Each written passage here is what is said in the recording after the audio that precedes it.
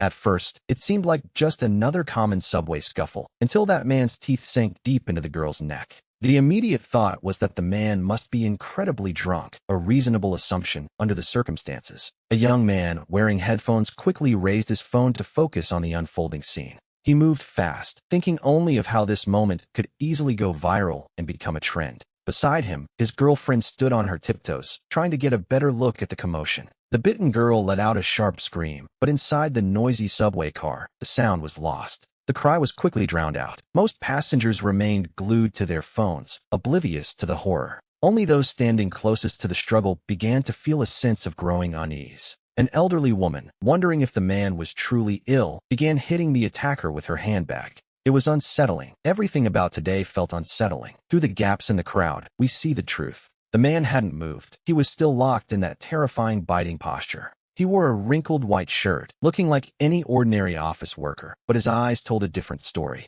His pupils were blown wide, and the whites of his eyes were webbed with thick, red veins. They looked like the eyes of a dead fish. Someone shouted for the crowd to pull them apart. Finally, a burly man stepped forward and lunged toward the pair to intervene. He tried to pull the attacker away, but the moment his hand touched the white shirt man's shoulder, things changed. A mutation occurred. The bitten girl suddenly stopped struggling, her body going eerily still for a heartbeat. Then, she began to convulse violently, her limbs twisting into agonizing and completely unnatural angles. The sound of grinding bones was enough to make anyone's skin crawl. It was a sound no one should ever hear. The young man who had been recording felt his voice begin to tremble as he wondered what was happening to her. The girl's convulsions suddenly ceased, and then she slowly lifted her head. She now had those same dead fish eyes as the man. A second later, she lunged. She threw herself at the nearest elderly woman, and the entire subway car erupted into chaos. People began to scream, begging for the doors to open so they could escape the nightmare. The crowd surged toward both ends of the car, moving like an overflowing flood. Our young man was crushed against the door, the pressure nearly breaking his ribs. The young couple from before had already been swept away and separated by the frantic current. The girl's scream echoed from somewhere in the distance, only to be cut short abruptly. The glass of the windows was quickly covered in frantic handprints and thick condensation. Someone hammered on the emergency button, but the train kept roaring through the tunnel, doors sealed shut. He struggled to turn his head to see the car, and the scene was an absolute disaster. The two infected, we'll call them that for now, as no other word fits, were relentless. They were tearing into the eyes and throats of the fallen passengers. Blood splashed across the white walls of the car, looking like a piece of macabre modern art. The worst part was that those who were bitten quickly transformed into new attackers themselves. Someone screamed for everyone to run toward the rear car to find safety. Those words acted like a signal, sparking a desperate, renewed surge of movement. Everyone began to huddle and push frantically toward the narrow connection between the cars. In the shoving and trampling, an old man was knocked down and instantly stepped on by dozens of feet. His reading glasses shattered, and the sharp fragments dug deep into his cheek. But no one stopped to help, not even our young man, who was swept along by the crowd. Survival instinct had taken complete control, overriding every other human impulse. Dragged by the human current, he managed to cross through the first connecting door. His feet stepped on something soft. He looked down and saw a small pink teddy bear, lying next to a tiny Hello Kitty backpack. To be honest, he didn't dare imagine where the owner was. The second car was slightly better, but panic had already spread faster than any physical virus. An office worker was sobbing into her phone, screaming that someone had gone mad and was biting people. She claimed there were many of them, perhaps over 100, and she desperately needed to report it. They were on subway line 10, heading west, trapped in a nightmare on rails.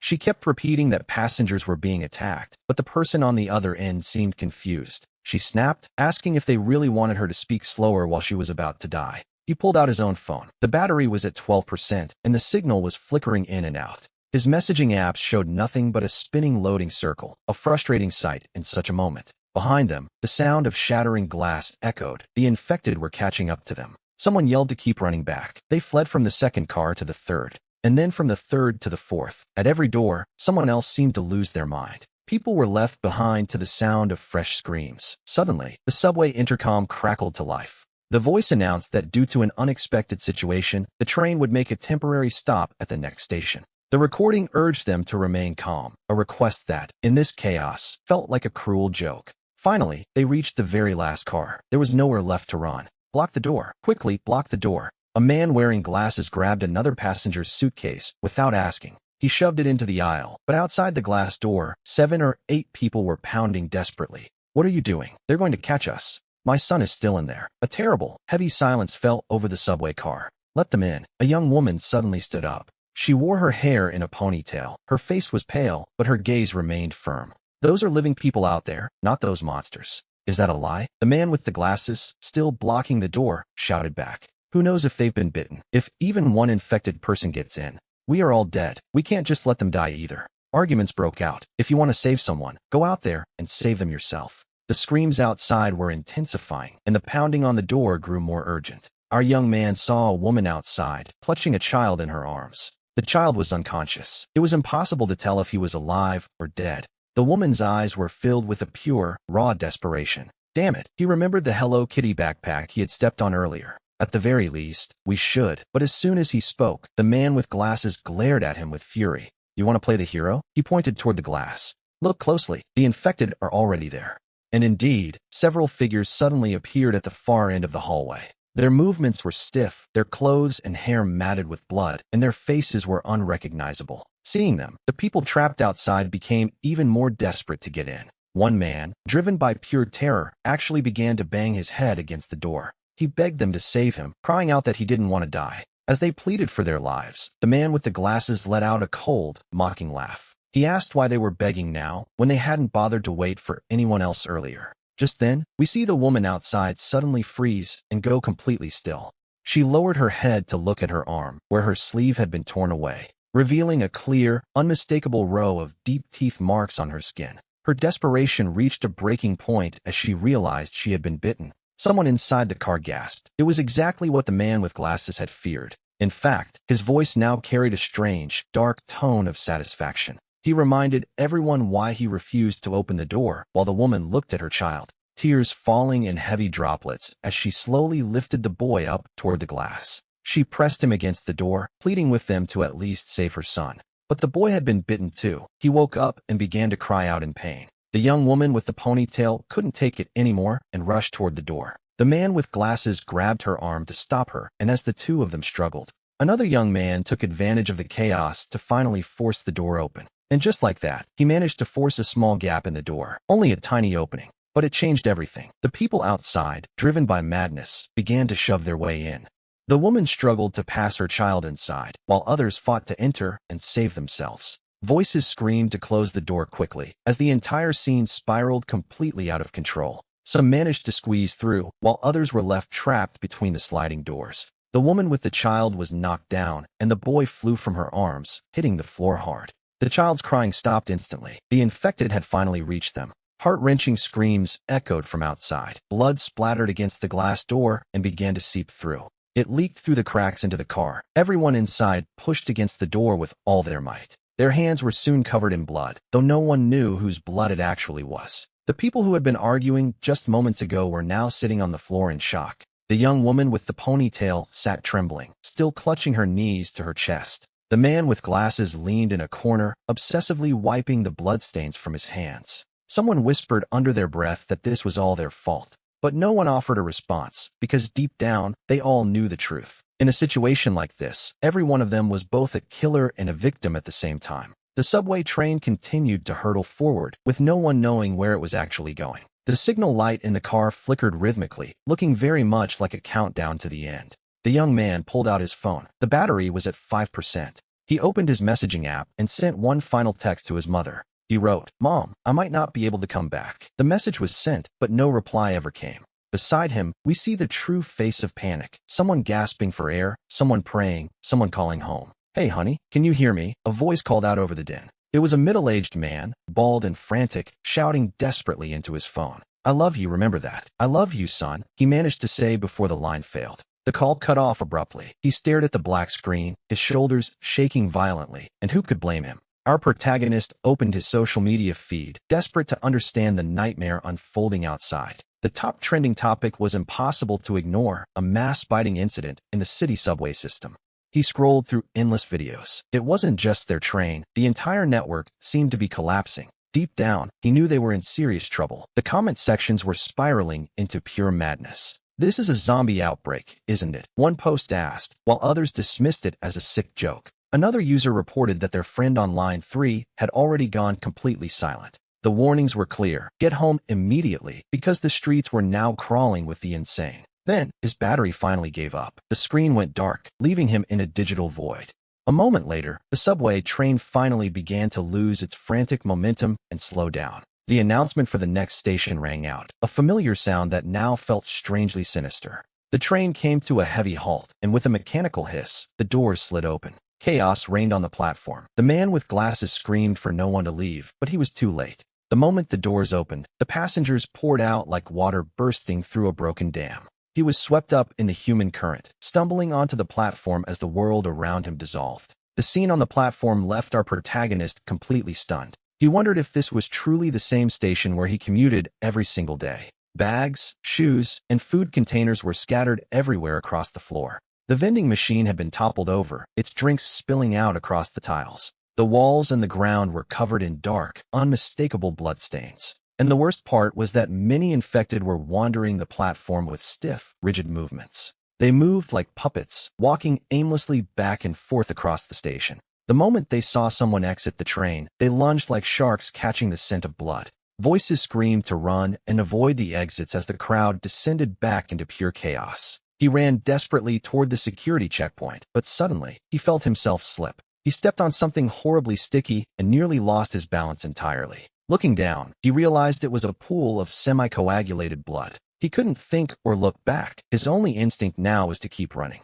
The stairs were packed with people, and when someone fell, those behind simply trampled over them. One person tried to help the fallen man, but they ended up tripping as well. Screams, cries, and desperate curses all blurred together into a single wall of noise. Then, we see the girl with the ponytail again, squeezed tightly within the frantic crowd. She was pale, her gaze lost, as someone beside her shoved her aside. She stumbled a few steps, clearly on the very verge of falling down. Acting on pure instinct, he reached out and grabbed her by the arm. She whispered a thank you, her voice so faint it was almost inaudible. He told her not to speak, and to just follow him as he took her firmly by the hand. They pushed up the edge of the stairs, his palms so sweaty he could barely keep his grip. Screams echoed from behind them, a grim reminder that the infected were closing in. He urged her to move faster until, finally, they reached the surface.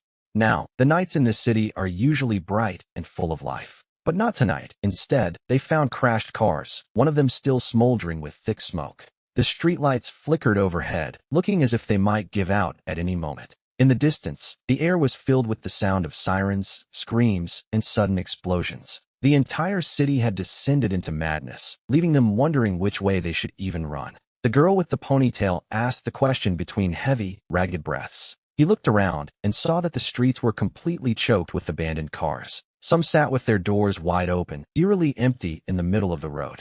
On the sidewalks, we see a desperate blur of people running and others giving chase. It was impossible to tell who was still healthy and who had already been infected. He decided their first priority had to be finding a safe place to hide. They ran east down the main avenue, eventually passing by a small convenience store. The glass door was shattered, and the interior was a scene of total devastation. Inside, several people were violently fighting over the last few supplies left on the shelves. They shouted over a bottle of water, claiming they had found it first, a sad display of desperation. Two men were brawling over a single crate, until one of them snatched a heavy glass bottle.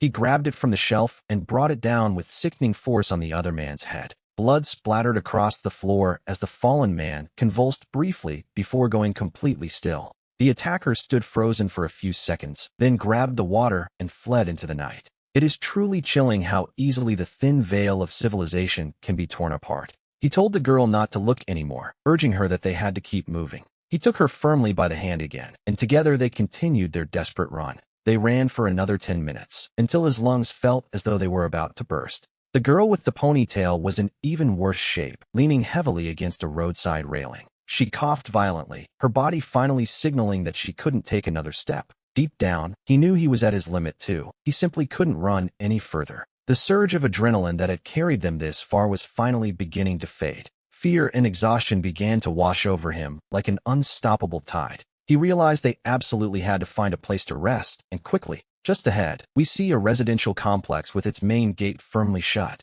The security booth sat in total darkness, offering no sign of welcome. It was impossible to tell if anyone was inside as they hurried toward the entrance. They reached the iron gate only to find it was securely locked. The side door was also bolted shut, leaving them to wonder if anyone was actually there. He pounded on the security booth window, desperately pleading for someone to let them in. There was no response, only the sound of heavy, dragging footsteps approaching from behind. He turned around and saw several infected figures stumbling toward them through the gloom. They were closing in fast, and he knew he had to find a solution immediately. The girl with the ponytail spoke through her tears, her voice trembling with pure terror. He glanced at the main gate and then at the side wall, weighing their desperate options. The wall was over 6 feet high and topped with jagged glass shards, a nasty deterrent in normal times. He told her she had to climb, ignoring her protests that she was terrified of heights. He went up first, pulling himself up to sit astride the wall despite the sharp glass. He reached down to help her, but her hands were shaking so violently she couldn't catch his grip.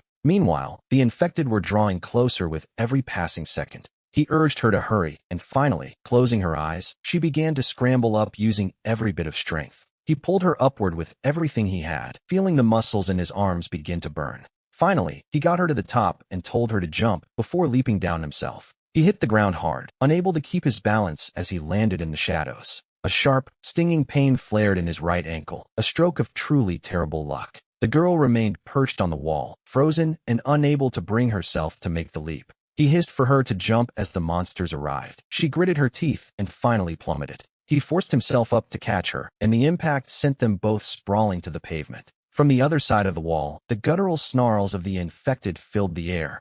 We hear the sickening sound of fingernails scratching desperately against the iron gate. "Your foot," she whispered, noticing immediately as he began to limp. "It's fine, I can walk," he replied, gritting his teeth against the sharp pain. The neighborhood was eerily silent, the streetlights still glowing, yet not a soul was in sight. We see them find a building nearby with the main entrance standing slightly ajar. They pushed it open and stepped inside, finding the hallway swallowed by complete darkness. "Is anyone there?" he asked softly, his voice echoing hollowly down the corridor. Using his phone's flashlight was no longer an option. The battery was simply gone. So they climbed the stairs blindly. There was something sticky on the steps, though he couldn't see what. He didn't dare think about it. Upon reaching the 3rd floor, they spotted an open door. "It's a model apartment," the girl with the ponytail noted, her voice barely a breath. She was right. A small sign still hung on the door marking it as a showroom for visitors.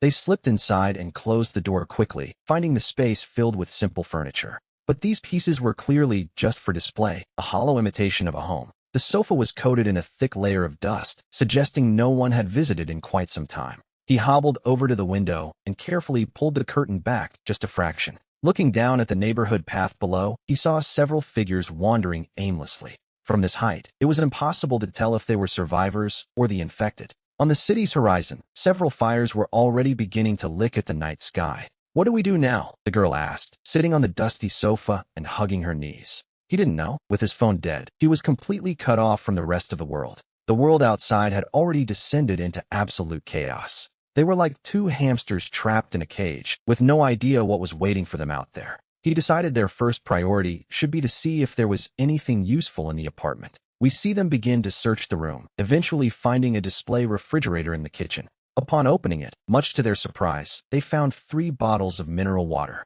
There were also 2 apples, likely left behind by previous visitors, as the girl suggested. 3 bottles of water and 2 apples. That was the extent of their entire supply. Fortunately, the living room curtains were quite thick. They took them down to use as blankets and grabbed sofa cushions to serve as makeshift pillows. "My name is Lily," the girl said suddenly, breaking the heavy silence. He introduced himself as Leo, and after that brief introduction, they sat together. They didn't fall into silence, however, as the sounds from outside, the screams, never stopped. There were explosions and the distant, rhythmic roar of helicopters. Every sound served as a grim reminder that the world outside was no longer safe. "Hey, what do you think is actually happening?" Lily asked in a low, trembling voice. Leo simply shook his head. He didn't know. Was it a virus? Biological weapons? Or perhaps zombies? She continued to list the terrifying possibilities. "They're zombies, aren't they? Just like in the movies," she whispered. He didn't deny it, mostly because he couldn't think of any other explanation for the madness. "We're going to die," she said, her voice shaking with a fear she could no longer hide. Leo looked at her, illuminated only by the faint light filtering through the window. He could see the raw fear in her eyes, and he told her no, they weren't going to die. Deep down, he didn't believe his own words, but he insisted the army and government would take control.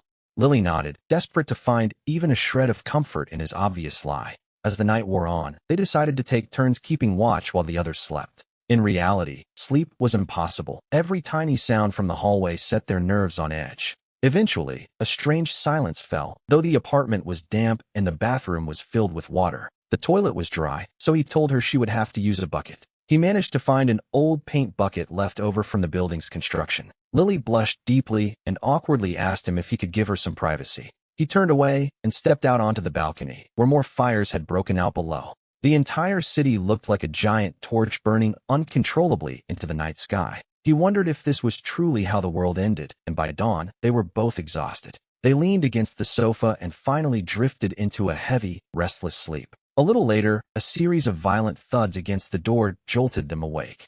Bang, bang, bang. The sudden noise forced them both upright in an instant. They stared at each other, their eyes wide and filled with a new kind of terror. The pounding stopped, followed by the chilling sound of the door handle slowly turning. The door was locked, of course, but it was only the cheap lock of a model apartment. It wasn't built for security, and as the handle kept turning, the situation became far more complicated. Leo motioned for her to stay silent as he crept toward the door to peer through the peephole. There was someone standing outside, or rather, it wasn't exactly a person anymore. The figure wore a security uniform, but half of its face had simply stopped moving. Its hand was rotting away, exposing white bone as it mechanically turned the door handle. It moved like a broken robot, and in that moment, Leo held his breath. He didn't dare to move for what felt like 5 minutes, or perhaps it was 5 hours. Time had lost all meaning, until finally, the creature gave up and shuffled away. Only then did our two survivors finally dare to take a deep breath. Lily asked in a trembling voice if that thing knew they were inside. He admitted he didn't know, leaning against the door with his clothes soaked in sweat. Perhaps it was just random, but they both knew they couldn't stay there forever. They couldn't count on being that lucky again. They had to leave. The sun eventually rose, though it brought very little in the way of hope. Through a crack in the curtain, we see more infected wandering aimlessly below the building. Occasionally they would swarm toward a noise, only to scatter once again. Their water was running out, and Lily stared at their very last bottle of mineral water. The food was nearly gone too, just 2 apples, one for each of them. Now, with empty stomachs, they were beginning to feel the true weight of hunger. He told her they had to go out for supplies, and asked if he should be the one to go. As he spoke, she looked at him with her eyes wide in total disbelief. She asked if he was crazy, pointing out that there were simply too many of them out there. But those things were everywhere, and they both knew that staying meant a different kind of death. He fell silent, as we all knew that what he had said was the absolute truth. Without food or water, they simply wouldn't be able to hold out much longer. He then asked if there was any signal left on the phone. After a bit of searching, he found an outlet and discovered the electricity was still running. He charged the phone quickly, though the signal flickered in and out the moment he turned it on. Dozens of unread messages filled the screen, all of them sent during the chaos of the previous night. He whispered the word "Mom" under his breath, wondering where she could possibly be. The messages pleaded for him to come home quickly. His mother begged him to respond if he saw the message, praying for his safety. The last one was from 2 in the morning, explaining that his parents were trapped inside their house. It was far too dangerous outside, and they begged him not to leave his shelter. They told him that if he saw this, he must remember that survival was the only thing that mattered. His mother told him she loved him, and his eyes began to well up with tears. Lily was also staring at her own phone, her tears falling without end. She explained that her boyfriend had been working late the night before. Now his phone went unanswered. Every attempt to call resulted in a busy signal or total silence. It was impossible to connect, as the network was barely functioning at all. He opened a news app where the headline displayed a stark, urgent warning. The entire city had been placed under a state of maximum alert. Citizens were instructed not to leave their homes and to wait for rescue where they were. The news reports that followed were even more disheartening, to say the least. Reports were coming in of attacks from unknown causes in multiple locations across the region. Hospitals were completely overwhelmed, with the medical system sitting on the very brink of collapse. The army had already entered the city, and we see that they were attempting to establish safe zones. That last line gave them a flicker of hope, and Lily immediately asked where the safe zone was. He kept scrolling through the feed, searching for any specific location. Finally, he found it. A temporary safe zone had been established at Olympic Park. The announcement stated that citizens were permitted to make their way there on their own. They were warned to be careful, as Olympic Park was at least 15 kilometers away from their current position. In normal times, of course, that distance would be absolutely nothing. But now, they realized they would need to find a car, though how they would manage that was another matter. He asked the question aloud while his mind turned toward the possibilities of the underground garage. Lily turned pale at the thought, wondering if the infected would already be lurking down in the dark. He told her that if they didn't at least try, they would never truly know their chances. To be perfectly honest, he wasn't entirely sure of the plan himself. He knew the risks, but driving was still better than going on foot, so they began to prepare. He grabbed a mop handle to use as a makeshift weapon, while Lily took a knife from the kitchen. It was a somewhat ridiculous sight, perhaps, but it was certainly better than having nothing at all. He reminded her once more to remember his advice whenever she encountered those things. She was not to hesitate to run, and under no circumstances should she try to fight. They simply couldn't defeat them, and Lily nodded, understanding the gravity of the situation. We see them open the door with extreme caution, finding the hallway in complete, eerie silence. They tiptoed their way downstairs, and as they reached the second floor, they noticed something. The muffled sound of a television drifted from a room, suggesting someone was still alive inside. But they didn't stop, passing a pool of dried blood on the floor of the first-floor lobby. The entrance to the underground garage was right there, just a few steps away. The heavy metal door was standing slightly ajar, which was never a particularly good sign. Everything inside was pitch black, and Lily pulled at his sleeve, whispering that they should turn back. He swallowed hard, telling her that they had already come too far to give up now. He pushed the door open, and a wave of putrid decay immediately hit him in the face. He nearly gagged, but they used their phone flashlights to cut through the oppressive darkness. They began their descent down the ramp, making sure every single step was carefully placed. They were terrified of waking something up in that massive garage filled with rows of silent cars. Lily pointed in a low voice toward a white Audi that had its driver's side door wide open. They hurried toward it and found the keys still in the ignition, a stroke of luck, it seemed. But the moment he opened the door fully, a lifeless body rolled out onto the concrete. It was a middle-aged man, bearing a very clear and gruesome bite mark on his neck. Lily let out a sharp cry and covered her mouth instantly, but the damage was already done. From the dark depths of the garage, a low, guttural growl rose up in response. He told her to get in the car, while he quickly dragged the lifeless body away. At that moment, there was no other choice. They had to move fast. The car was clear, and for a brief second, it seemed they might actually make it out. Suddenly, the car was struck with a heavy thud as an infected creature appeared. It lunged onto the hood, staring directly at them with eyes that had lost all humanity. Its face was pressed against the windshield, leaving a smear of saliva and dark blood behind. Lily screamed in terror, and he reacted by jerking the steering wheel and slamming the brakes. The creature was sent flying. He told her to forget about it and just keep driving. They sped through the garage corridors, desperate to escape as the shadows seemed to close in. And there it was. The exit light finally appeared at the end of the tunnel. As they emerged from the underground garage, the bright morning sun momentarily blinded them. The street was in even worse shape than the night before, littered with wrecked cars and bodies. Infected souls wandered aimlessly, and smoke still drifted from the shells of ruined buildings. The air was thick with the smell of smoke, and Lily asked where they were going. She was clearly shaken, so he focused on trying to remember the safest route out. The plan was to take the third ring road and then head straight toward the north. But as we know, saying it is easy, while doing it is another matter entirely. Abandoned cars blocked the road everywhere, making some paths completely impassable. Our only choice was to detour, forcing our way through the narrow back alleys. Watch out, an infected creature suddenly lunged from the edge of the road. He jerked the steering wheel sharply, and the car scraped harshly against the wall. The rearview mirror snapped right off. A minor loss, all things considered. Lily blamed herself, thinking she should have been watching the road more closely. He told her it wasn't her fault and focused all his concentration on the driving. He asked her to check the navigation, as the phone's GPS was surprisingly still working. But as we see, the screen was a sea of red, showing massive traffic jams everywhere. They had to take it slow, and 20 minutes later, the low fuel light flickered on. He cursed under his breath. They absolutely had to find a gas station now. The nearest one was 2 kilometers away, a short distance that felt like a marathon. When they finally arrived, it was clear the station had already been looted. The shop windows were shattered and the shelves had been completely overturned. Several bodies lay scattered across the ground. He wondered if the pumps even worked. Lily asked about the hoses, so he stepped out of the car to check them. The hose was functional, but someone needed to manually operate the pump from inside. He turned to Lily and asked if she knew how to drive. She admitted she knew a little, but wasn't very good. He told her to listen closely. He handed her the keys, explaining he had to go inside to turn on the pump. He told her that if danger appeared, she was to take the car and leave immediately. He told her not to wait, but she insisted she would never abandon him. He looked at her seriously and told her to listen. The most important thing was to survive. Lily bit her lip and took the keys while he grabbed a mop handle and cautiously entered the shop. Everything was a mess, but behind the counter, he managed to find the pump's control panel. Fortunately, the power was still on, so he studied the buttons and pressed the start switch. With the system active, he shouted for Lily to start filling the tank immediately. He took a moment to search the store and found several bottles of water. He also grabbed some cookies and 2 power banks, just as he was preparing to leave. Suddenly, he heard Lily's screams and ran out to see several infected approaching from across the street. Panicked, Lily fumbled with the hose and finally managed to pull it out of the car. He tossed the supplies into the back seat and quickly pushed her into the passenger side.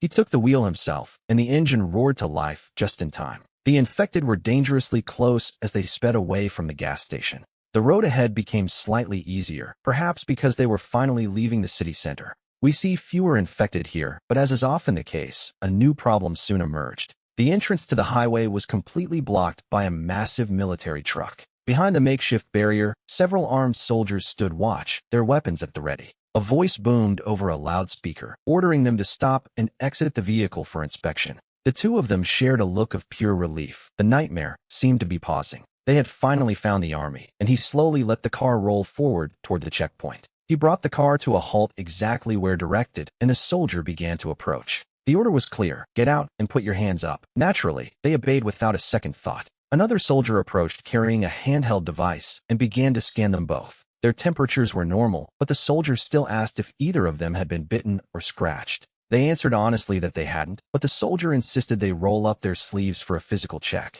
Although the process felt a bit invasive, they did exactly as they were told. After confirming there were no hidden wounds, the soldier's stern demeanor finally began to soften. When asked where they were headed, Jake explained they were trying to reach the Olympic Park safe zone. The soldier simply shook his head, delivering the news that the park was already at full capacity. He informed them that the temporary safe zone had been relocated to a place called Suanji. They were told to keep heading straight down this road for about 20 kilometers. Lily's voice trembled slightly as she repeated the word full, her hope wavering for a moment. The soldier explained that too many people had arrived the night before, leaving the facility completely overwhelmed. He tried to reassure them, promising that Suanji had plenty of supplies and was well guarded. With no other options left on the table, they had no choice but to trust his word. As they moved to leave, the soldier suddenly called out for them to wait. He reached into the truck and pulled out 2 bottles of water and some military-grade crackers for them. He warned them to be careful, noting that the infected are easily drawn to bright lights. He told them not to turn on their headlights at night, a grim reminder of how much things had changed. There was nothing else to be done. Those who are bitten simply mutate, and the cycle continues. The soldier's expression was complicated, filled with a weariness that told its own story. He reminded them to remember that those things are no longer human if they happen to encounter one. They were told not to hesitate. They simply nodded and returned to the car. As they left the checkpoint, Lily asked if he truly believed a safe place actually existed. Jake gripped the steering wheel, insisting there was, though deep down, he wasn't so sure. The world had changed with terrifying speed, only yesterday at this very hour. His biggest worry had been a simple project deadline. Now, survival had become the only objective left. The car continued forward while the radio emitted a series of broken sounds. Through the static, a voice urged them to stay calm, claiming the army was in the safe zone. It instructed all survivors to head toward a specific location. The signal was poor, however, and the full message never quite made it through. The road became increasingly difficult to navigate, not because of traffic, but because of the bodies. They lay scattered across the highway, and some of them were still moving. He forced himself to keep driving, trying not to think about the sounds beneath the tires. Lily sat there pale, her hands white-knuckled as she gripped the handle. Jake asked her if she wanted to stop and rest for a moment. She simply shook her head and told him to keep driving. She claimed to be fine, but he could see she was reaching her absolute limit. He felt the same way, as his own adrenaline had long since run dry. At this point, the only thing sustaining them was pure survival instinct. Up ahead, a sign for a service area appears through the gloom. He suggests they rest there for just 10 minutes, a brief moment to breathe.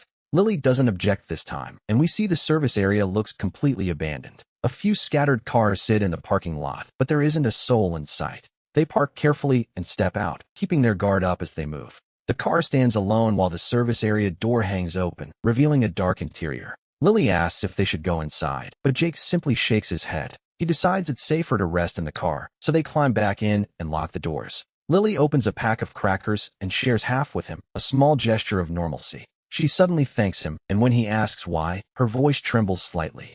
She thanks him for saving her back in the subway, knowing what might have happened otherwise. He quickly interrupts her, not wanting to dwell on those dark possibilities. Both of them are still alive, and for now, that is enough. He offers a smile, a forced, weary thing. She asks if he thinks her boyfriend is still alive, leaving Jake unsure how to respond. Of course he is, he finally says, choosing a white lie over the grim truth. She nods with tears in her eyes, and they sit there together in a heavy silence, eating dry crackers and drinking lukewarm water while the world falls apart outside. Outside, the sun begins to set, casting a bloody glow over the abandoned service station. It feels like a sunset song for the world they once knew. It's time to go. They had rested for half an hour, and now the sky is finally growing dark. Remembering the soldier's warning, we know they must find a safe place before night truly falls. Just as they start the engine, the car begins to pull away from the curb slowly. As they reach the exit of the service area, we see a solitary figure moving in the shadows. Jake slows down and approaches with caution, realizing it is indeed a living person.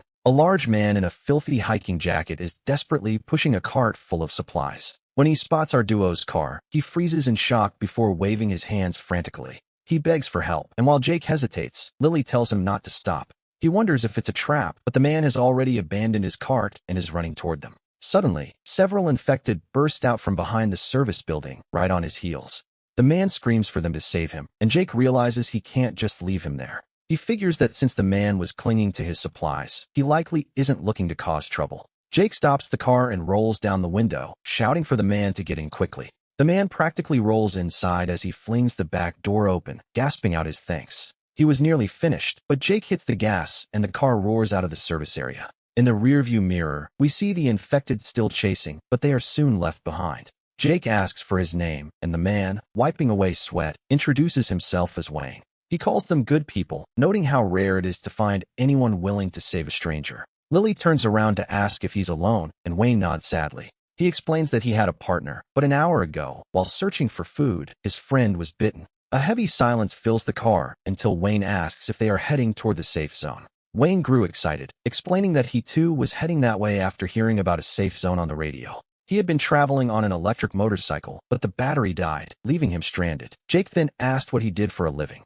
Wayne admitted he was a food delivery driver, feeling a sudden wave of embarrassment as he spoke. He told them not to look down on him, defending his profession by noting he knew this entire area like the back of his hand. Wayne let out a small chuckle, and we see the tension in the car begin to ease just a little. By the way, Wayne pulled a few chocolate bars from his pocket and offered them to the group. He had found them back at the service area. To be honest, while the big guy didn't look reliable, he seemed sincere enough. The night soon turned pitch black. Following the soldier's earlier advice, Jake decided to turn off the headlights. He drove using only the faint glow of the moon. They were moving slowly, but in this world, safety comes first. Lily suddenly pointed toward the horizon, noting that there appeared to be a fire up ahead. Indeed, the sky was beginning to glow with an ominous, flickering light. It was a sight that suggested the chaos had reached a massive scale, affecting millions as the world they knew crumbled. The air was filled with strange, echoing sounds that seemed to vibrate through the very frame of the car. As they continued forward,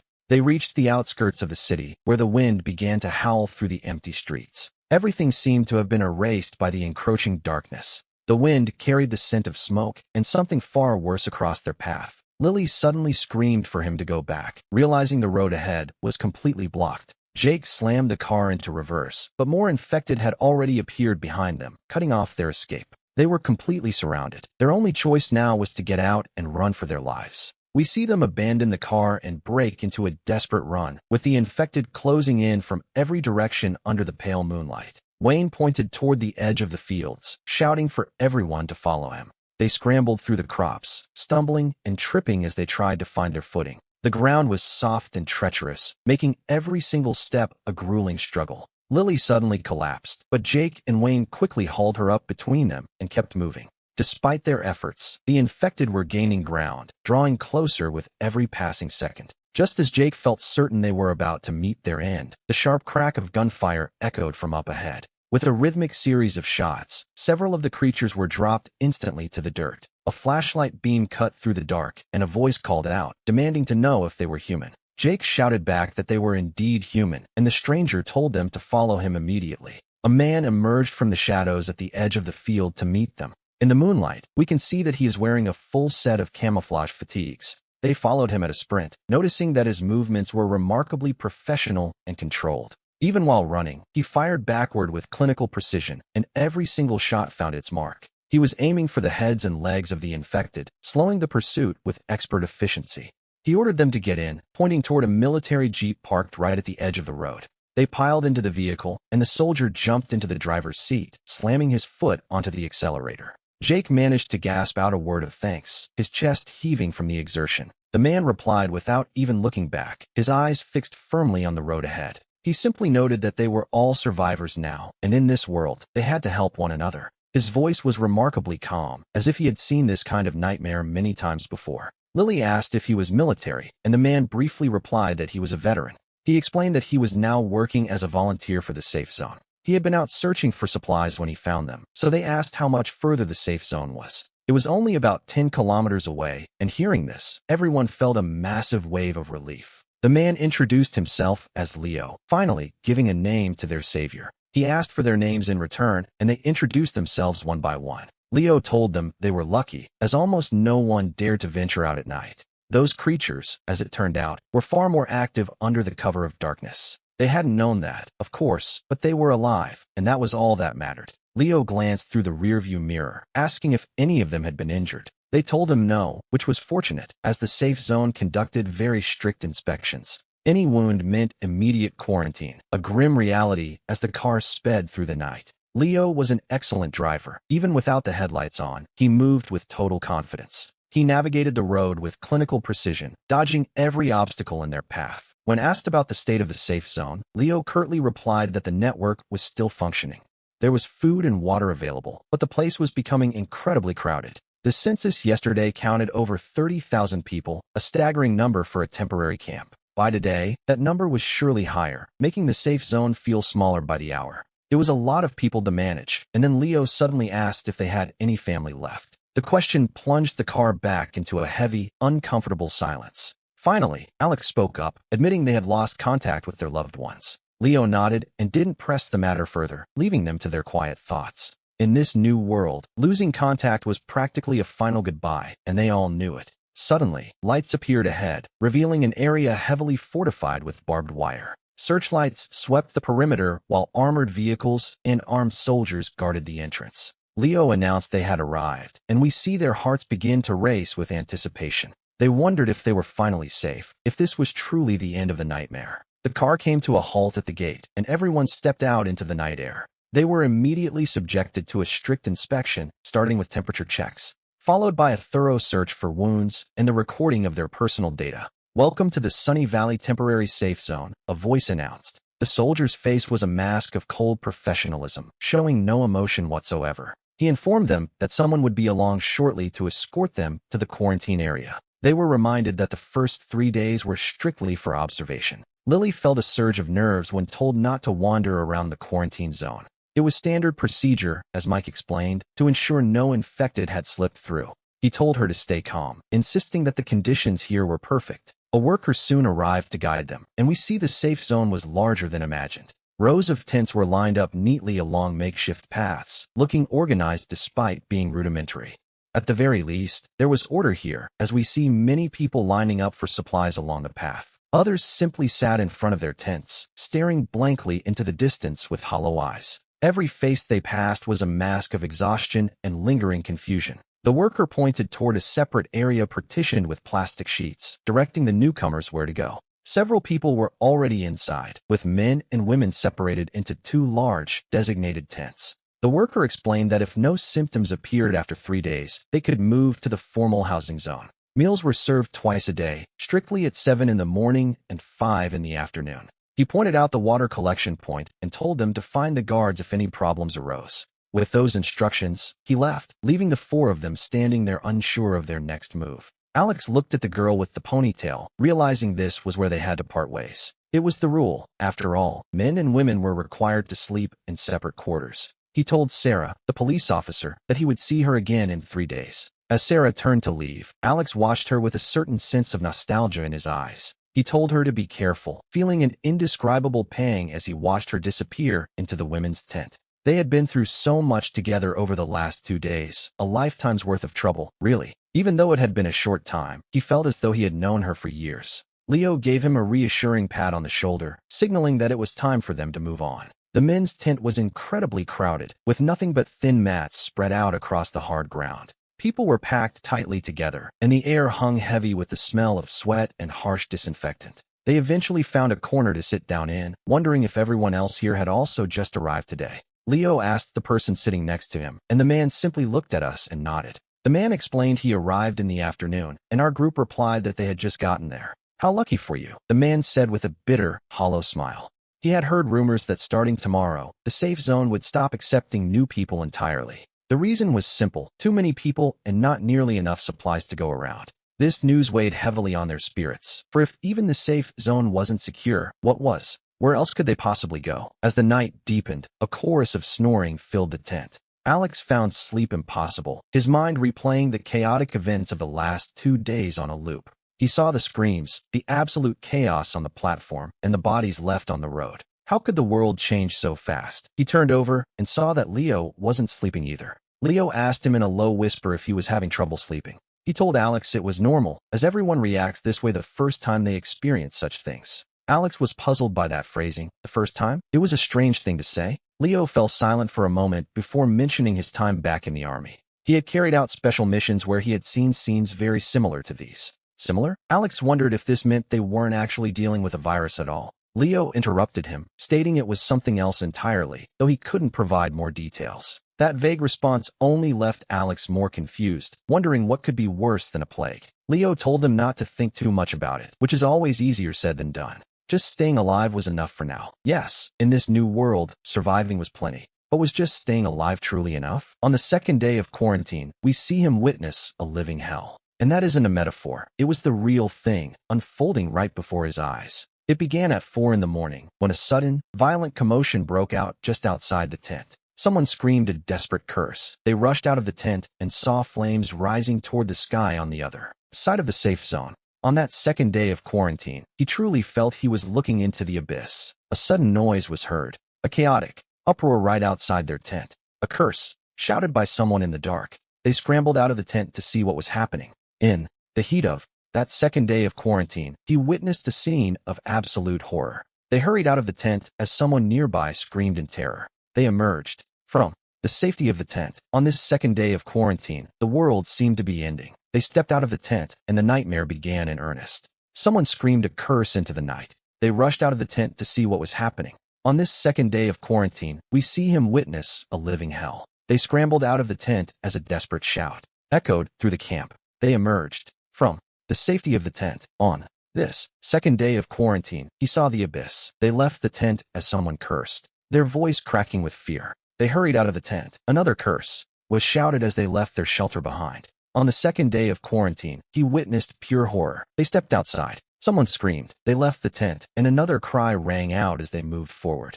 Voices were everywhere. He saw the nightmare unfolding. Was the safe zone not safe after all? One man shook his head, knowing that no place was truly safe anymore. This was the cost of bureaucracy, he thought, as the pounding on the door grew louder. Leo asked if there was a back door they could use. The logistics officer began to answer, but more heavy blows struck the door before he could finish. "There is no back way. We are surrounded. Let's get to the roof," Leo said with grim determination. The warehouse had a ladder leading to the rooftop. They climbed up, and from that height, they saw it. The full horror of the safe zone was laid bare. Everywhere they looked, there were flames and figures running. Gunshots, screams, and explosions blended into a symphony of chaos. What was once a sanctuary had been transformed into a slaughterhouse. "It's over. Everything is over." The registration clerk collapsed to the floor in despair. "Not yet," Leo said, refusing to give up. As he scanned the perimeter, he noticed a breach had opened in the east wall. They could escape there. But to reach that eastern gap, they would have to cross almost the entire safe zone. He had an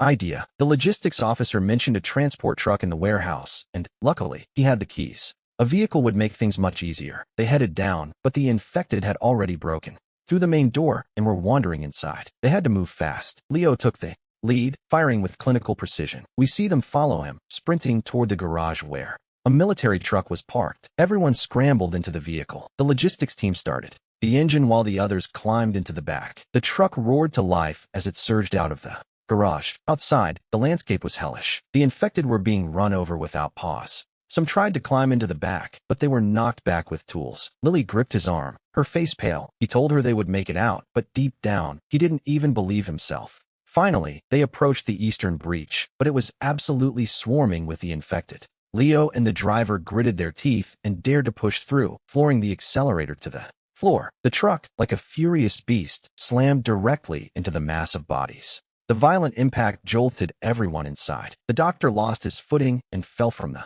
truck bed. It was too late for him. He was instantly devoured by the infected. The truck pushed through, but the engine was smoking and wouldn't last much longer. "There's a forest ahead," Leo ordered, and they drove inside until the vehicle finally died. "We see them jump out and keep running." The safe zone behind them was completely submerged. The glow of the fire turned half the sky red. They ran until they could run no more. In a small clearing, they stopped to rest. 7 had escaped, but now only 6 remained. The logistics officer was Zach, and the registration clerk was Mary. "What do we do now?" Wayne asked breathlessly. No one offered an answer.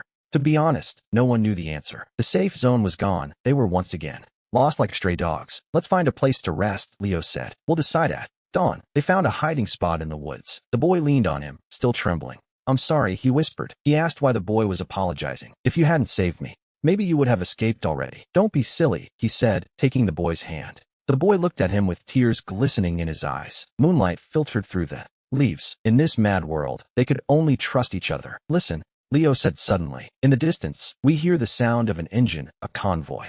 The boy's heart filled with hope, but Leo shook his head. It didn't sound like a military vehicle at all. The convoy drew closer and closer through the gaps between the trees, and they waited to see who was approaching. "That isn't good," Leo muttered. Leo's expression was deadly serious as he watched the lights. Sometimes in the apocalypse, people are far more terrifying than the infected. The convoy soon came to a halt nearby. "Boss, the safe zone is gone," someone reported with a sense of grim satisfaction. A harsh voice rang out, complaining that those soldiers had been too strict. "Now, everything belongs to us. Get those supplies at dawn," the leader ordered. "And remember, kill the men, but keep the women alive." A lewd laugh echoed through the trees. We see the boy's hand begin to tremble. These people were indeed scarier than the monsters. Because the infected only want to eat you, but these men wanted something much worse. The convoy finally moved on. They hid in the woods for another hour just to be safe. "We can't stay here long," Leo whispered. "Those scavengers will surely return tomorrow." "Where do we go?" Zach asked. Leo thought for a moment before suggesting they head north.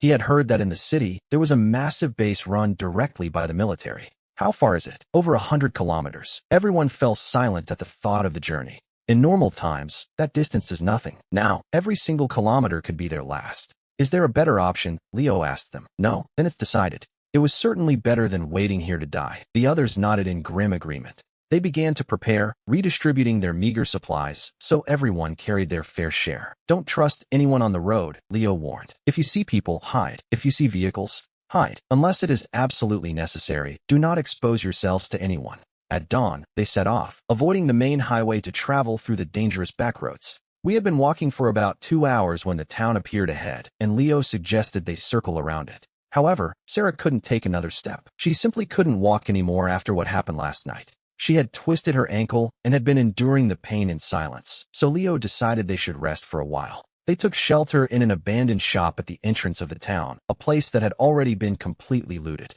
At the very least, it offered protection from the wind and rain. Leo announced he was going out to take a look. Leo's companion offered to go with him, but Leo told them to stay and rest instead. The experiences of the last 2 days had been far too cruel for her, a simple kindergarten teacher. He passed her the canteen so she could have some water, and she took it, drinking in small, hesitant sips. She asked if he truly believed they could make it to the city alive, and he answered with firm conviction that they could. She gave a bitter smile, telling him he was lying and that he didn't even believe his own words. He had no answer for that. She continued, saying she wasn't actually afraid of death, but rather filled with a quiet rage. There were so many things she hadn't done and so many words left unsaid. He told her not to think that way. Her voice began to break as she mentioned her boyfriend, explaining they had planned to get married this very year. He didn't know how to comfort her. At the end of the world, all words of comfort seem empty and useless. He spoke softly, trying to find the right words, as her tears finally began to fall. He reached out and hugged her gently while she wept in silence. It was a rare moment of shared vulnerability.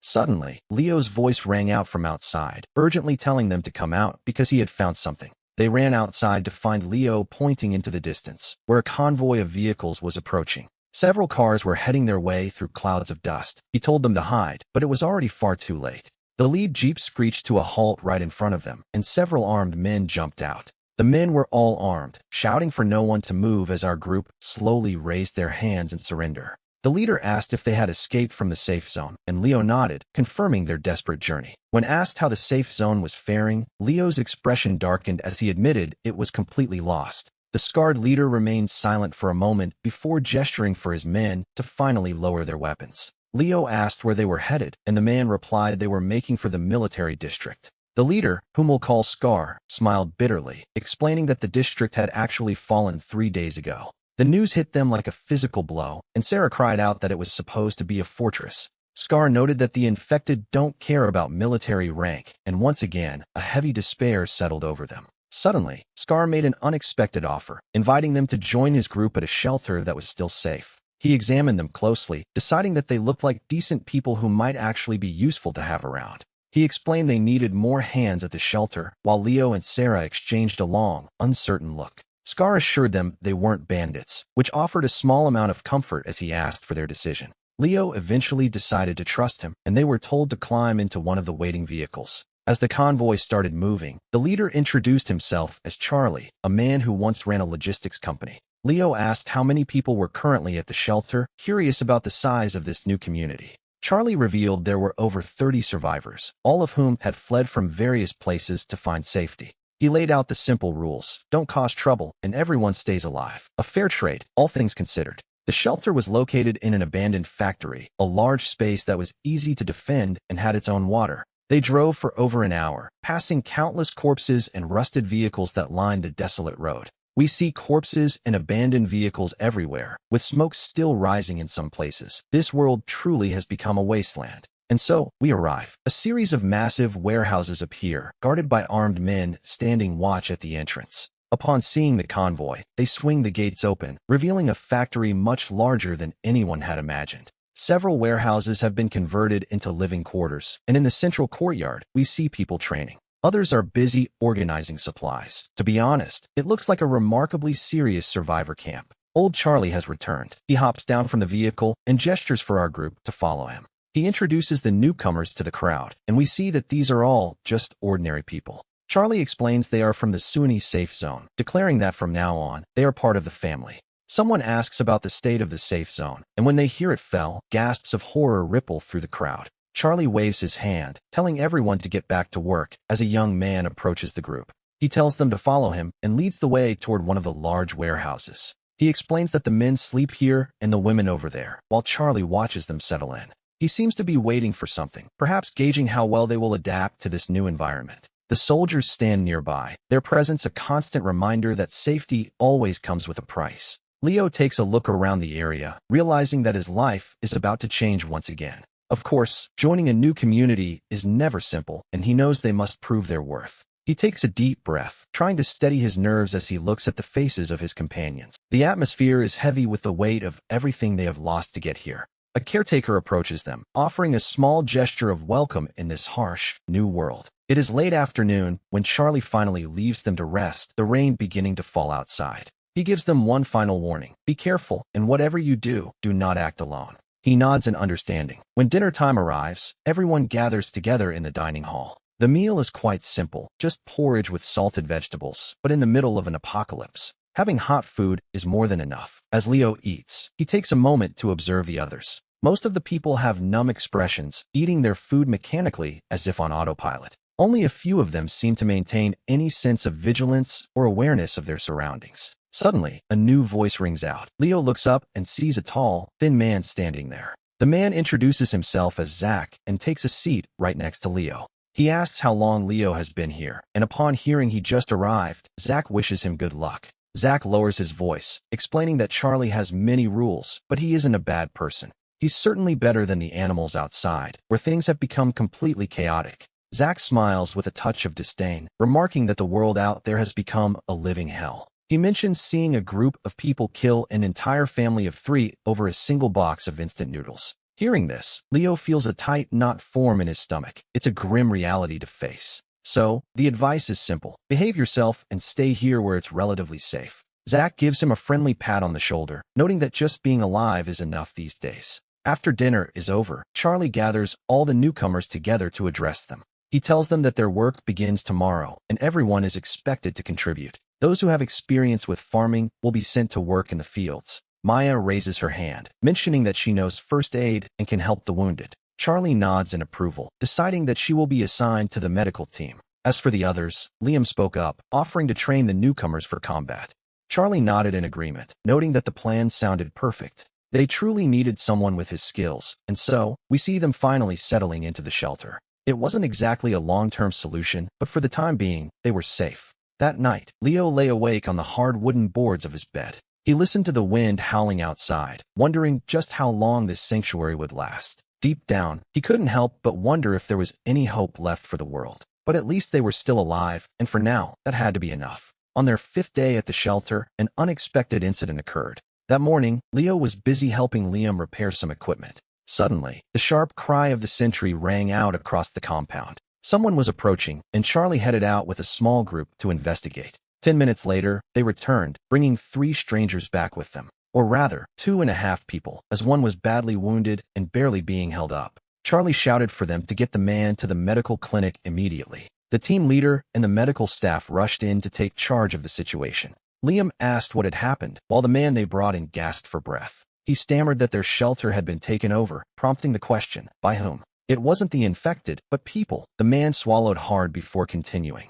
They call themselves the cleaners, and they kill everyone they see to loot their supplies. Leo's expression darkened as he processed the name. The cleaners? How did they reach this area, and more importantly, did he actually know them? He had heard mentions of them before, a group of people who had completely lost their minds. They truly believed the apocalypse was a form of divine punishment. Their goal was to eliminate every single survivor they found. Pure madness, really. This world certainly has no shortage of lunatics, but how many of them are there? Lily asked the question, but the man didn't know. There were at least 50, all heavily armed. 50 madmen armed to the teeth, while our group had only 30 people and very few weapons. Leo then asked the most critical question. Did they know the survivors would flee here? The man hesitated for a moment before admitting that they might very well know. The air seemed to freeze in that moment. Should they gather everyone together? Leo gave the order to prepare for battle with firm resolve, but it was already too late. In the distance, the roar of engines began to echo. "They're here," the sentry screamed. Looking through the gaps in the wall, we see a truly desperate scene unfolding. There were a dozen modified vehicles approaching the compound. Every single occupant was dressed in a chilling black uniform. Leo shouted for all the elderly, women, and children to get to the basement immediately. He ordered anyone who could hold a weapon to get up on the wall. He quickly grabbed Lily and led her toward the basement, but she stopped to ask about him. He told her he had to help, even though they both knew it was far too dangerous. He told her to obey him, giving her a gentle push to make her move quickly. Lily bit her lip, her eyes shimmering with unshed tears as she looked at him. She told him to be careful before he watched her disappear into the basement. Leo grabbed a rifle and climbed the wall just as the enemy caravan halted at the gate. A man wearing a skull mask climbed onto a car roof and raised a loudspeaker. He shouted for everyone inside to listen, claiming they had been chosen by heaven. He told them to accept their evolution, the twisted logic of a madman, clearly. Chris cursed under his breath, telling them exactly where they could go. The masked man called them stubborn and ignorant, mere dwellers of the earth. He threatened to send them all to hell, and with that, the battle began. Bullets rained down like hail as Leo huddled behind cover, feeling the world tremble. The air was thick with danger, so he peeked out and fired several random shots. He retreated quickly, his heart hammering against his ribs like a trapped bird. This was his first true battle, not against the infected, but against living people. Suddenly someone screamed a warning about a grenade, followed by a deafening boom. The explosion erupted nearby, sending jagged shrapnel flying in every direction. A guard fell with a cry, but unfortunately, the medics were all in the basement. And here we see the situation becoming increasingly desperate for our group. The suppressive fire from the bandits was simply too intense to withstand. They seemed indifferent to the cost, focused only on tearing down the main gate. They wouldn't be able to hold out for long, as the main gate groaned and wobbled under the heavy machine gun fire. Leo shouted for everyone to prepare to retreat toward the station. Just then, we see Will come running toward him. He announced he was going to block the gate, prompting Leo to ask if he had completely lost his mind. Leo tried to hold him back, but Will insisted that someone had to do it. Will pulled himself free, reminding Leo that as a delivery driver, he was faster than anyone. Before Leo could even react, the young man had already lunged outside. Carrying a box of grenades, Will ran behind the main gate and began stuffing them through the narrow gap. Bullets impacted all around him, kicking up thick clouds of dust in a terrifying display. Leo screamed for him to come back, but Will simply turned and gave him a wide, bright smile. Then, with calm deliberation, he pulled the pins on every single grenade. A massive explosion followed, and in an instant, the main gate and Will were both gone. However, the blast was powerful enough to overturn the two lead vehicles of the enemy caravan. Leo stood there paralyzed. That smiling, cheerful guy had vanished just like that. A voice snapped him out of it, telling him not to just stand there and to keep firing.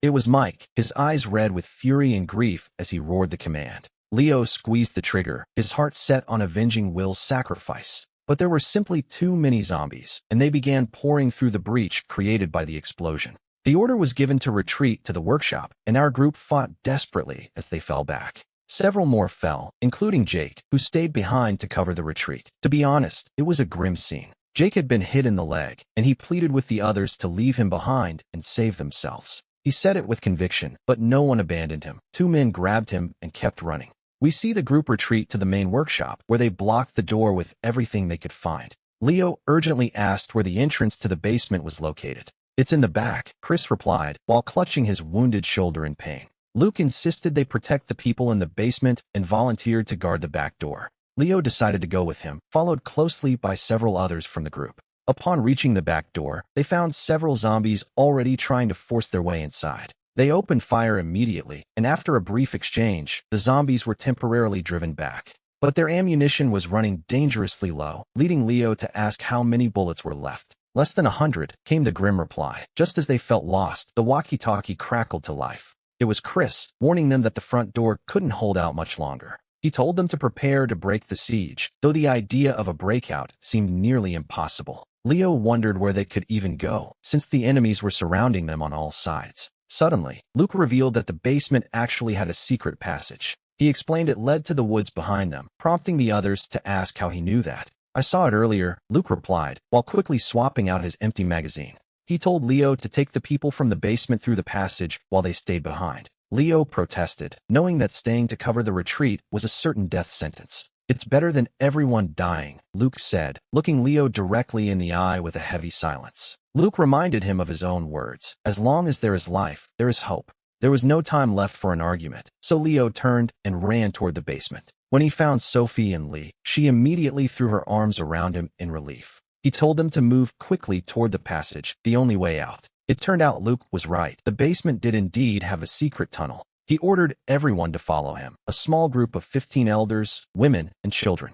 The passage was incredibly narrow, forcing them to walk hunched over to move forward. It was dark, damp, and terrifying, while the sound of intense gunfire echoed from behind. Explosions followed, and he couldn't help but wonder how Luke and the others were holding up. After walking for about 10 minutes, they finally saw a glimmer of light ahead. The exit led directly into the woods, and he urged them to run without looking back. They sprinted through the forest at full speed, while behind them, back at the factory, the sky was stained with the glow of flames. They ran until their lungs burned. When they finally stopped to take a head count, only 15 people remained. That was all that was left of the outpost, which had once been home to over 30. Sophie asked in a low, trembling voice what had happened to Luke and the others. Leo could only lower his head. They had stayed to protect the group, and now they were gone. Someone asked what they should do next, and Leo looked at the weary group around him. Looking at the elders and children, he felt a profound sense of inner confusion and weight. Sam was dead. Luke was dead. To be honest, the cost of survival felt almost too high. Even Wayne was gone now, and Leo realized that he had suddenly become the group's only pillar of support. As they moved through the dark, we see a faint light flickering in the distance, a steady, warm glow. It was a campfire, and Leo whispered for everyone to be careful as they approached it with stealthy steps. Several figures were sitting around the flames, their silhouettes appearing calm and composed in the night. They didn't look like zombies at all. In fact, they seemed to be talking and laughing quite cheerfully. To be honest, the sight was a relief, especially since they were clearly wearing military uniforms. Believing they were finally safe, Leo was just about to step out from the shadows and call for help. But Sophie stopped him suddenly, pointing toward the armbands those men were wearing. Those weren't the markings of the regular army. They were clever, crude fakes. At that exact moment, one of the soldiers stood up and headed toward the woods to relieve himself. As the man passed through the firelight, Leo finally caught a clear glimpse of his face. It was a zombie. They had actually changed into human clothes to blend in. They were waiting there, hoping that survivors like our group would walk straight into their trap. Leo frantically signaled for everyone to retreat, but the monsters were far too quick to react. It was already too late. A voice cried out that someone was there, and then another followed. A zombie let out a piercing shriek, and once again, they were running for their lives. The sound of pursuing footsteps echoed behind them, and suddenly, Sophie tripped and fell hard. She had badly twisted her ankle, and Leo knew he couldn't leave her behind. She told him to go on without her, but he simply hoisted her onto his back and kept running, with her weight slowing him down. However, he realized the creatures would reach them very soon. At that very moment, we see bright headlights cutting through the darkness ahead of us. They are genuine military vehicles, complete with heavy machine guns mounted on top. An officer steps out of the lead car and asks if they are all right. This time, they are the real deal. The armbands, the gear, and their bearing are all authentic. Leo gasps out that they are survivors, struggling to catch his breath. The officer nods firmly and orders everyone to get into the vehicle immediately. He promises to take them to a safe place, though Leo wonders if such a place even exists. Is there really anywhere safe left? The military convoy races off into the night. Leo holds Sophie in his arms, noticing that her foot has become terribly swollen. A combat medic provides basic first aid and gives her an injection for the pain. Leo asks the officer where exactly they are headed. The officer simply replies that they are going to the capital. It is there that the largest survivor base in the region has been established. To the capital, after all their wandering, it seems they are finally going back. Leo asks if the city is truly safe, and the officer admits it is only relatively so. It is at least better than anywhere else, though that answer provides very little comfort. When asked about the situation across the country, the officer sighs and says it isn't good, but they are working hard to control it, knowing that hope is often more important than the truth. The convoy is made up of 3 sturdy military vehicles traveling in formation. Inside, the space is cramped and crowded with other exhausted survivors. We see they aren't alone. Some survivors cry softly, while others simply stare into the distance with hollow eyes. Every person here has their own story, and every single one of them has lost something precious. Sophie eventually falls asleep, leaning her head against Leo's shoulder, completely exhausted by the journey. As he watches her sleep, Leo feels a complex swirl of emotions he can't quite name. In just a few short days, they have endured more together than most people do in a lifetime. They went from being total strangers to depending on one another for their very survival. The pressure of the unknown has a way of compressing everything, including human feelings. The officer announces that they are almost there, breaking the heavy silence of the cabin. Looking through the small window, we see the dark silhouette of the capital appearing on the horizon. And then, there are lights, so many lights, shining like a beacon of hope in the dark. The convoy pulls up to a massive checkpoint where the security is far stricter than anything they've seen. In addition to the usual physical searches, the soldiers are using several high-tech scanners. The officer explains that this is the latest detection equipment available to the military. It is designed to detect the infection even while it is still in its incubation period. After passing the inspection, they are taken toward a sprawling complex of massive buildings. This area used to be the Olympic Village, but now it serves as the primary survivor base. The base is enormous, and for the first time in a long time, we see people walking the streets. There are crowds everywhere, yet a sense of order remains, with soldiers patrolling and workers distributing supplies. We see medical outposts and even schools, signs that life is trying to find a way back. Civilization still endures here, as the officer points them toward a building to begin their registration. The officer explains they will be assigned housing, and if they need anything, they should look for the staff. Leo offers his thanks, but the man simply replies that protecting the people is his duty. A noble sentiment, which he delivers calmly before disappearing into the building. As Leo watches him walk away, he feels his eyes grow damp with unexpected emotion.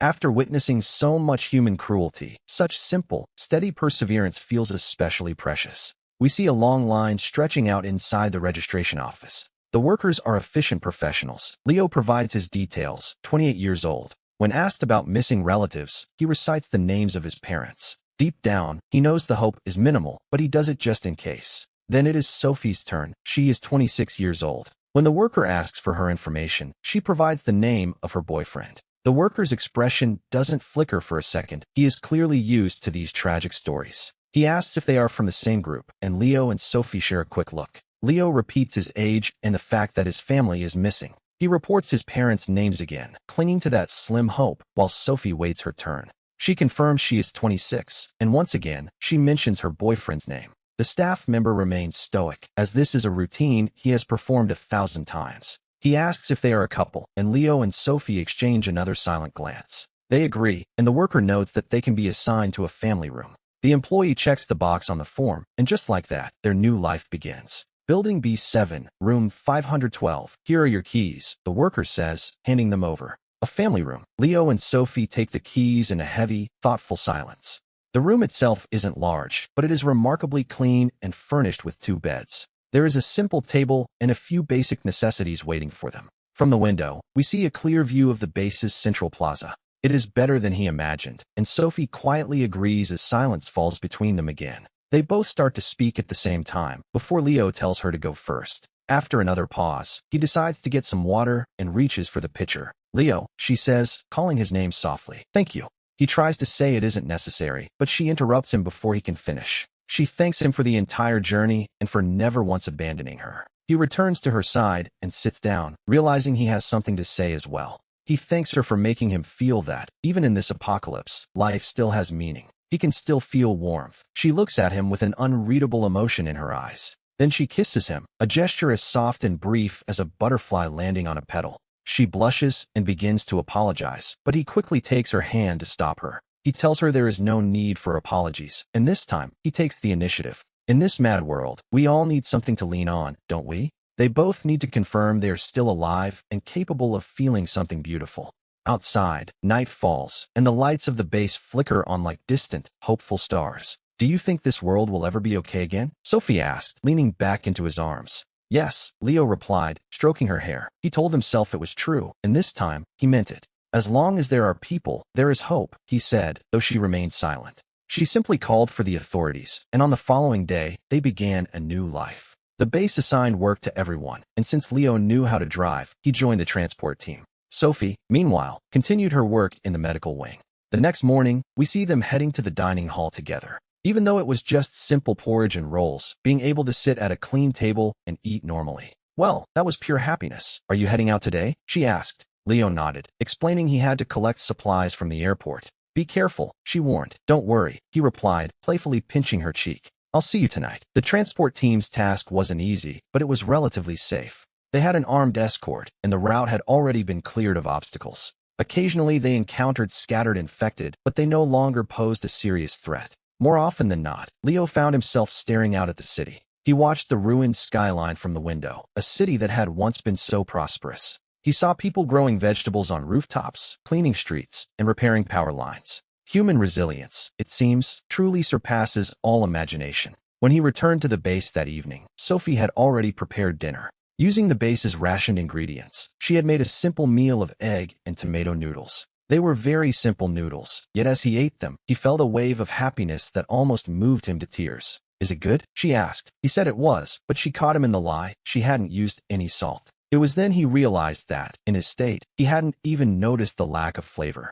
The meal was tasteless, to be honest, but they simply looked at each other and smiled. Even in the middle of an apocalypse, we see that they were still capable of sharing a moment like this. As the days passed, the base became more established and self-sufficient. They now had working generators, water purification systems, and even small farms. There was even a school where the children could finally return to their lessons. And although the world outside those walls remained as dangerous as ever, life inside was slowly beginning to feel like something resembling normal again. One day, some incredible news came crackling through the radio speakers. Scientists had successfully developed an antibody and were already starting clinical trials. The entire base erupted in pure euphoria, with people embracing and weeping with joy. Everyone understood exactly what this antibody represented for their future. It was the start of a counterattack, the first real sign that humanity might actually survive. That evening, the base organized a small celebration to mark the occasion. Around a bonfire, Sophie began to dance, and for a moment, everyone forgot their shared pain. There was loud laughter everywhere. Shall we dance? Leo asked, reaching out his hand to Sophie. She admitted she didn't know how, and he confessed he didn't either. They began to sway clumsily, constantly stepping on each other's toes. To be fair, neither of them had any rhythm at all. They swayed clumsily, constantly stepping on each other's toes. But really, what did that matter? To be able to dance with the person you love by an apocalyptic bonfire is the greatest happiness. Leo, she whispered, I love you. He was stunned. It was the first time she had said those 3 words, and he told her he loved her too.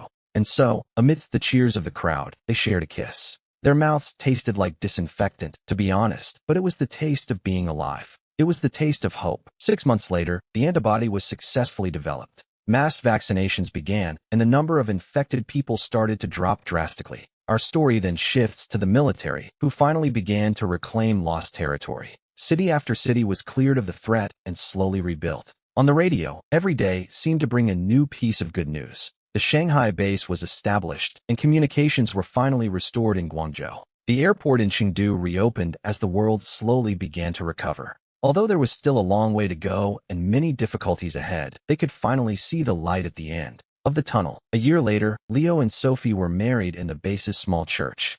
There was no luxurious wedding dress or opulent banquet in that newly built chapel, just simple vows and the sincere blessings of those who had survived alongside them. In prosperity and adversity, in health and in sickness, he promised to love and protect her until death parted them. As he spoke those vows, he remembered every step of their long journey. Their first meeting on the subway, their reliance on each other during the escape, and the love they found at the base. The apocalypse hadn't torn them apart. On the contrary, it had taught them to value each other more than ever. He assured her she could finally be at peace, as the crowd erupted into heartfelt applause around them. He kissed his new wife, and this time there was no taste of disinfectant, only the sweet flavor of happiness. After the wedding, we see them return to their modest little cabin to begin their life together. On the wall hung a weathered map, marked with all the distant places they still dreamed of visiting.